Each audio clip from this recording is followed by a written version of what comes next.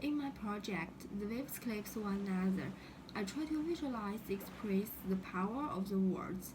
I extracted patterns from string marks and created them by transforming them onto the skin using heat-sensitive ink.